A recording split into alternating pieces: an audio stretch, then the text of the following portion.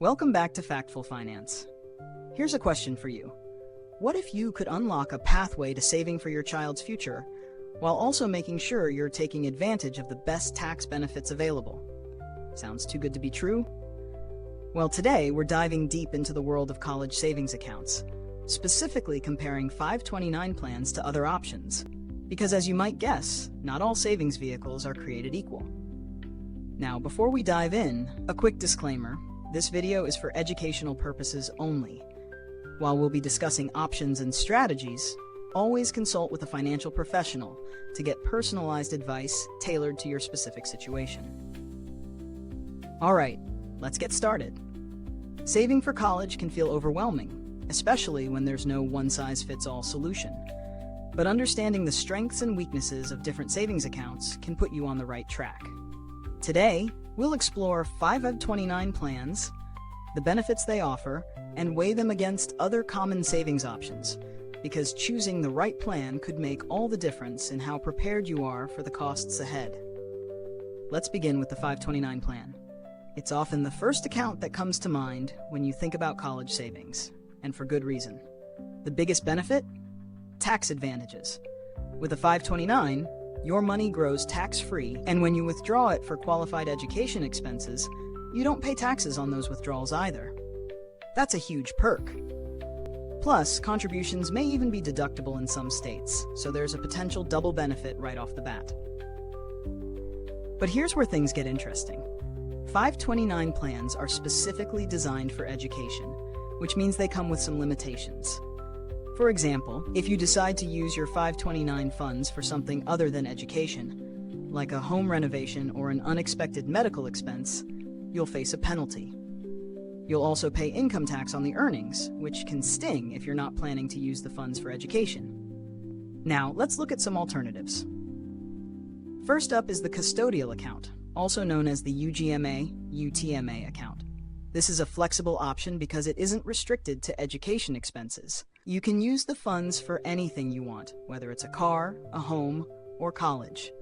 However, there's a downside. The tax advantages aren't as strong as those offered by a 529.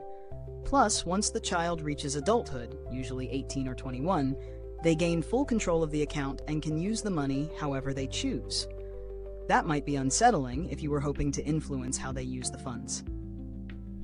Another option is the Coverdell Education Savings Account, or ESA.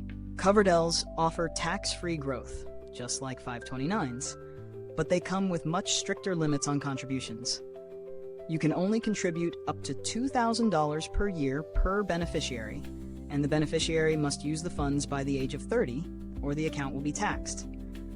This can be an issue if your child takes a gap year or doesn't immediately go to college. Let's not forget about good old regular savings accounts. The advantages here are simplicity and flexibility. There are no restrictions on how you use the funds. But here's the catch. The interest you earn is taxable, and there's no way to shelter that growth from taxes. So while you're not locked into a specific use, you're also losing out on some valuable tax benefits that other options provide. To help bring these differences to life, let's look at an example. Meet Olivia, a young professional who has just opened a 529 plan for her daughter, Charlotte, who's still in elementary school. Olivia's plan is simple. She contributes $300 a month to the 529 plan, which, over 10 years, could grow into a sizable sum thanks to the tax advantages. If Olivia had chosen a custodial account instead, that same $300 per month would be subject to taxes on the growth, reducing its overall potential. On the other hand, Noah, who's just starting to think about college savings for his son, Benjamin, decided to go with a Coverdell ESA. Although the contribution limit is lower, he likes the idea of having the funds available for a wider range of educational expenses. Think K-12 as well as college. The trade-off here is that Benjamin has to use the funds by age 30, which doesn't give Noah as much flexibility as the 529 would. When choosing between these options, consider the following. 1. Tax benefits. A 529 plan offers the best tax sheltering for educational expenses. 2. Flexibility. If you need more freedom in how you use the funds, a custodial account or regular savings account might suit your needs better. 3. Contribution limits. 529 plans allow you to contribute much more than custodial ESAs, which have a strict $2,000 limit per beneficiary each year.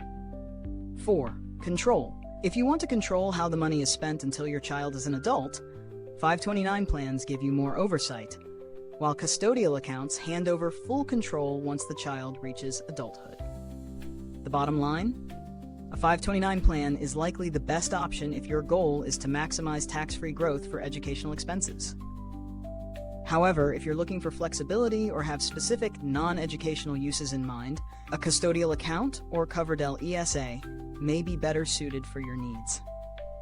Remember, saving for college is a marathon, not a sprint. The earlier you start and the more consistent you are, the more you can take advantage of compound growth. What's your strategy for saving for college? Let me know in the comments below.